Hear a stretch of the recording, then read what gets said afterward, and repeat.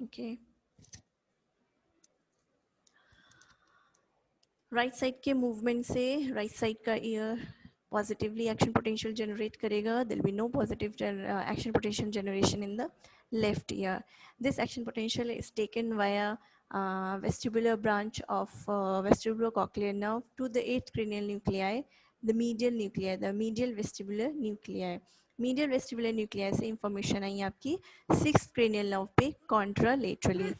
Contralateral information आ गई, कोई बात नहीं है. फिर ये कॉन्ट्रोलेटरल इन्फॉर्मेशन आगे फर्दर स्टिमुलेट करेगी lateral rectus muscle of the left आई.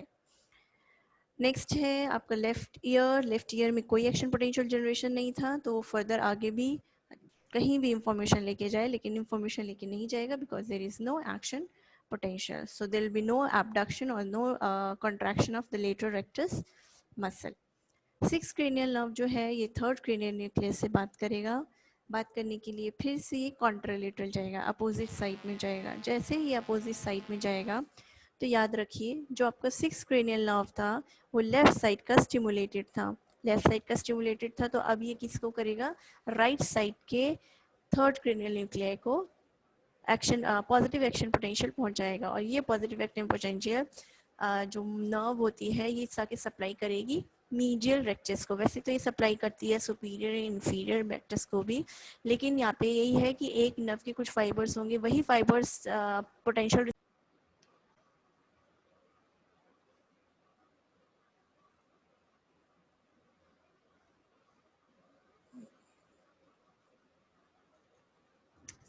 ठीक है. जैसे ही राइट साइड के 3rd न्यूक्लियाई के पास पॉजिटिव एक्शन पोटेंशियल पहुंचेगा, ये पॉजिटिव एक्शन पोटेंशियल जो है मीडियल रेक्टस को सप्लाई करता है. Medial rectus muscle right I की जो है वो कॉन्ट्रैक्ट करेगी. अब आप खुद देख ली कौन कौन कॉन्ट्रैक्ट कर रहा है.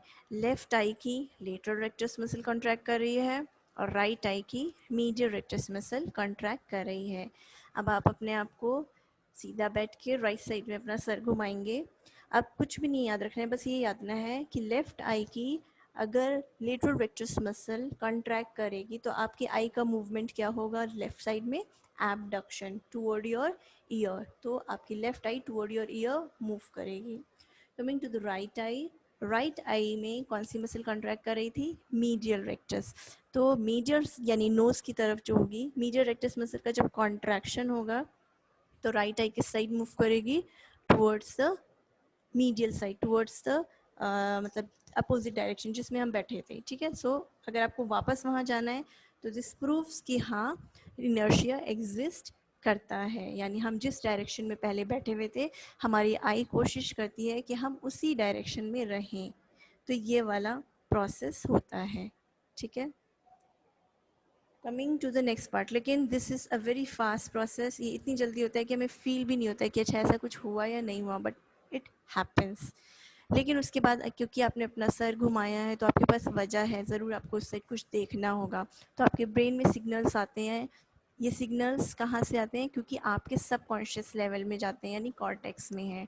कॉर्टेक्स से इंफॉर्मेशन जाएगी कि नहीं आप इधर नहीं देखिए, अब आपको जहाँ पे रोटेट किया है अपना हेड आप उस डायरेक्शन में देखिए.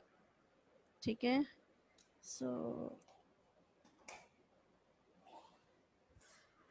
तो इसको ऐसे मूवमेंट को बोलते हैं स्कैटिक eye movement. Saccadic eye movement क्या है, ये का एक मूवमेंट हो जो क्विक एंड साइमल्टेनियस होता है, लेकिन it is under the subconscious level.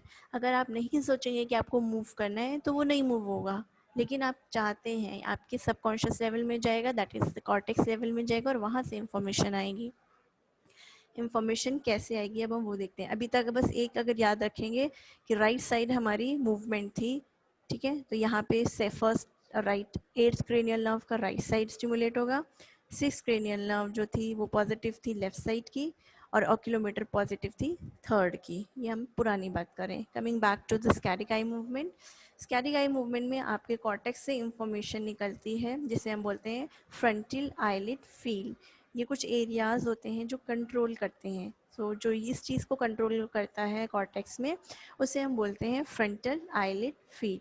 वहाँ से इंफॉर्मेशन एक्शन पोटेंशियल जनरेट होता है लेफ्ट साइड से, लेफ्ट कॉर्टेक्स से, लेफ्ट फ्रंटल आईलिड फील्ड से पॉजिटिव एक्शन पोटेंशियल जनरेट होगा.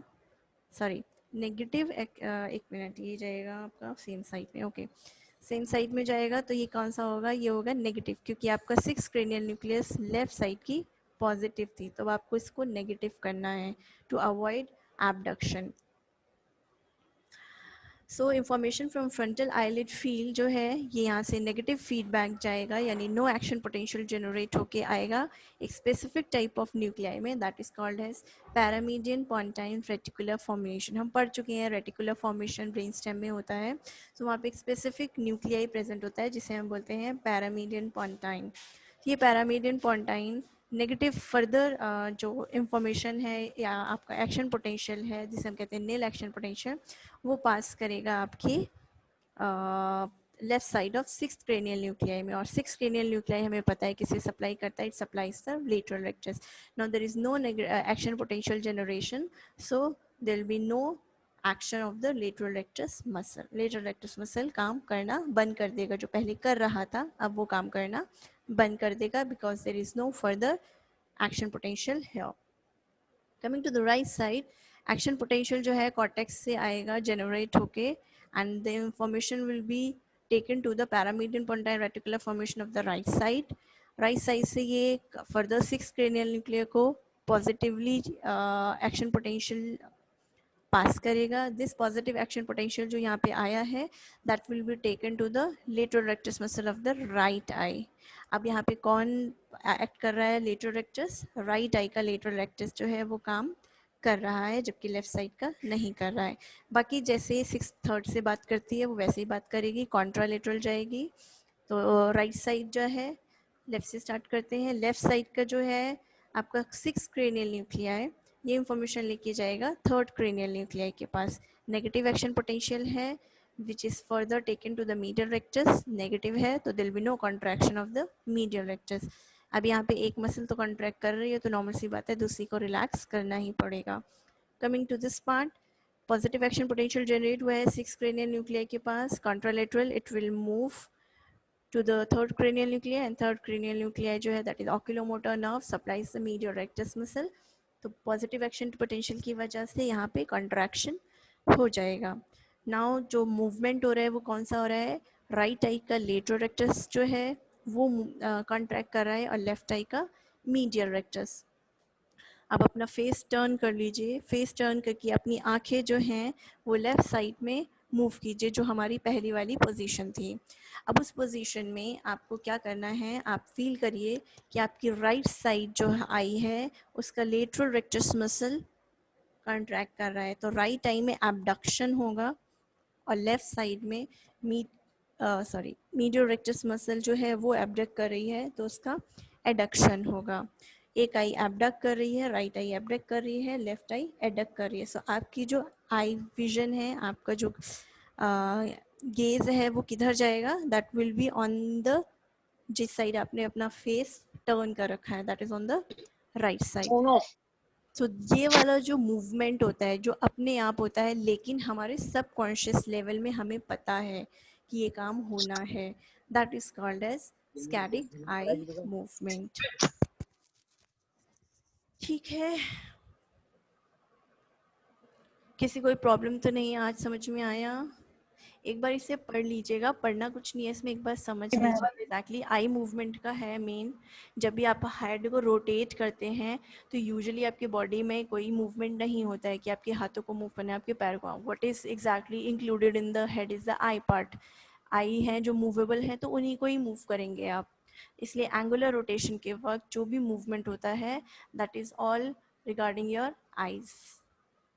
ठीक है, जब हम लीनियर की बात करेंगे कल इंशाल्लाह तब हम देखेंगे कि आपका जो वेस्टिबुलर न्यूक्लियाई है जो सैक्यूल एंड यूट्रिकल से इंफॉर्मेशन लेके जा रहा था वो आपके नीचे स्पाइनल कॉर्ड पे भी इंफॉर्मेशन लेके जाएगा, पीछे सेरिबेलम में भी इंफॉर्मेशन लेके जाएगा, एंड फर्दर और भी जगह पे इंफॉर्मेशन लेके जाएगा।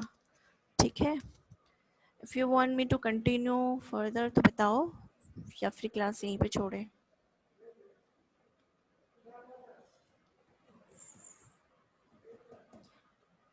एनाटॉमी पढ़ लें सिर्फ ऑटोलिथिक ऑर्गन की, या कल ही स्टार्ट करें, बताओ जल्दी।